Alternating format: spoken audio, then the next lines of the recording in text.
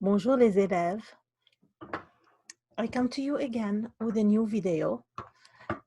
You will see behind me the background. It's the picture of the city of Byblos. Byblos is a very ancient city. It's a very old city. It's one of the most ancient cities in the world. It's in Lebanon, of course, and I thought to share this picture with you. I was gonna change the setting of my computer so you can see the picture more clearly, but I decided it's okay. You can see Byblos through my eyes. Okay, so today we will start with a new unit. It's Unit 4. The title of the unit is Le monde personnel et familier. And Unit 4 will include 4 lessons that we will start talking about in a second. So here is Unité 4, le monde personnel et familier, which means the familiar world and the personal world. So the essential question for this unit is, how do people describe themselves and their belongings when getting to know each other? How do age and culture influence how people describe themselves? Unité 4 will include 4 leçons. Leçon 9, which we will start today, is le français pratique, practical French, which will talk about les personnes et les objets, people and things. Leçon 10 will talk about, the title of leçon 10 is Vive la différence.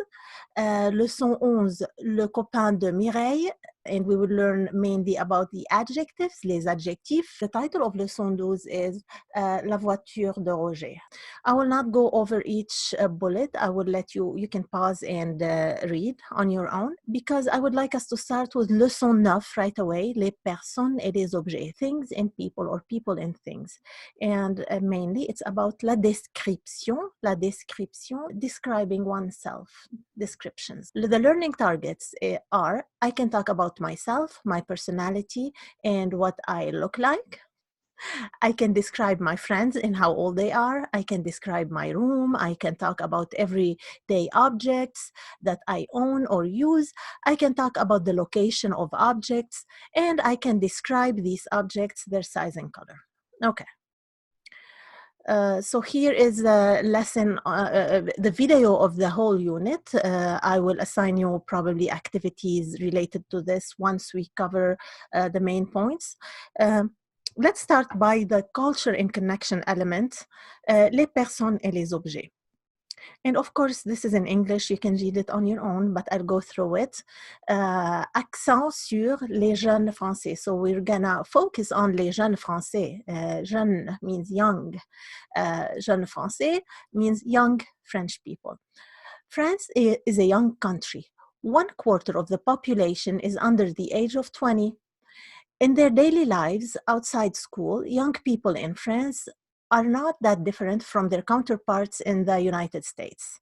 They enjoy listening to music and going to the movies. On weekends, they go to the mall and or into the city to check out the newest teen fashions and the latest in video games and sound equipment. As computers become more and more widespread, French young people often spend their free time surfing the internet and participating in chat rooms and forums. Since almost everyone studies English in school, French teenagers are very much aware of the American way of life. They have a generally positive attitude towards the United States, and many would like to visit our country. I'm going to read the captions under each of these pictures. Here, on voit que Thomas a un vélo. C'est un vélo anglais. Thomas has a bike. It's an English bike. Okay, I'm gonna read this one because it's hard to see here. Zaina a un ordinateur. Elle surfe sur Internet. Elle aime aussi jouer aux jeux d'ordinateur avec Ousmane. So this means Zaina has has a computer. She surfs the internet. She likes also to play video games with Ousmane. Okay, and the middle caption here for the middle photo is Elodie et Paul font une promenade en ville. Paul a un baladeur. Il écoute un CD. so it is a little dated, but you get the point. Elodie a un portable. Elle téléphone à une copine. Okay, so let's start right away with the new vocab of the lesson. Here, if you click on this audio logo, you will hear the sentences pronounced in French, but I'm going to read them and explain them to you. So, la description des personnes, describing people. Here's a question we can ask when we see someone. Qui est-ce? Listen to the conversation. Qui est-ce? C'est un copain. C'est un copain. Comment s'appelle-t-il? What's his name? Il s'appelle Marc. His name is Mark. Quel âge a-t-il? Il a 16 ans. Comment est-il? Il est petit. So, let's talk now about the feminine form. Qui est-ce? C'est une copine. So, copain becomes copine. C'est une copine. Comment s'appelle-t-elle? Comment s'appelle-t-elle? What's her name? Remember what this formation is? It's called the inversion. It's for a question form. Instead of saying il s'appelle, you invert the subject and the verb and they become s'appelle-t-il. And you put the T because here you cannot keep two vowels or use two vowels next to each other. So you say comment s'appelle-t-il? What's his name? Or comment s'appelle-t-elle? And another way to ask the question, of course, is comment est-ce qu'il s'appelle? If you use est-ce que, you drop, you do not do the inversion. So it's either the inversion or the question word est-ce que. Comment s'appelle-t-il is the same as comment est-ce qu'il s'appelle? Comment s'appelle-t-elle? So il, elle. Comment s'appelle-t-elle is the same as comment est-ce qu'elle s'appelle? What's her name? Elle s'appelle Sophie. Quel âge a-t-elle? Elle a 15 ans. Comment est-elle? Elle est grande. So what does this mean? Qui est-ce? Who is it? Who is this? C'est une copine. See how S becomes c'est in an answer, in a question form. You invert ce and and that becomes S. And then for the answer, which is a statement sentence, you say c'est. You put ce, est, which becomes c'est. You drop the e and you add an apostrophe. C'est une copine. What's her name? Comment s'appelle-t-elle? Elle s'appelle Sophie. Her name is Sophie. Quel âge a-t-elle?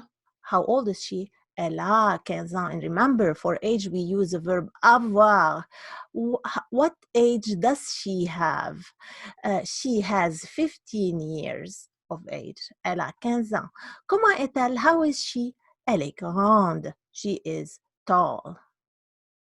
Or, et elle est brune. Elle est brune. Brune means brunette. Il est blond. He is blonde. Elle est brune. She is a brunette. Now, let's look at this slide. Les personnes. People. Les personnes. So, in English, we say people. People doesn't require an S. But in English, in French, we say les personnes. The people. Or people.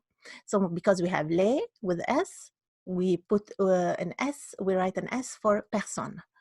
So, une personne could be used for a male, could be used also to refer to a female.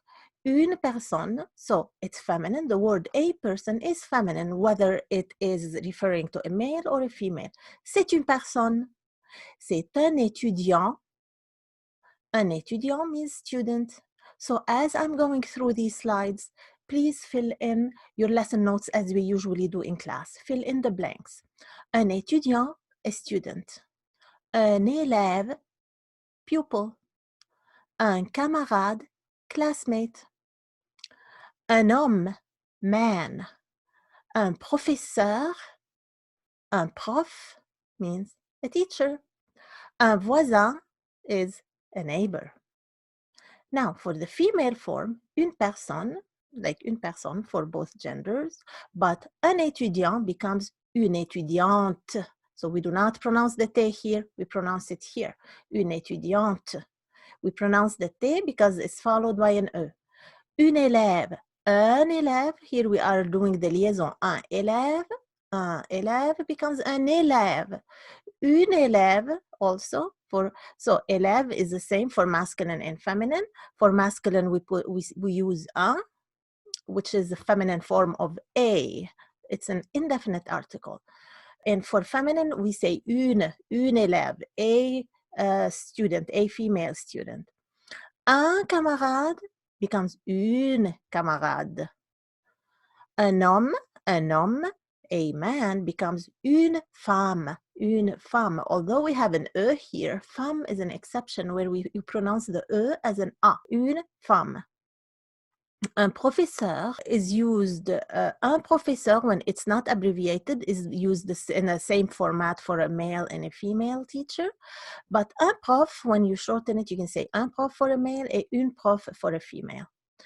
Une voisine is the feminine of un voisin. So now we look at the descriptions, the physical descriptions. La description physique.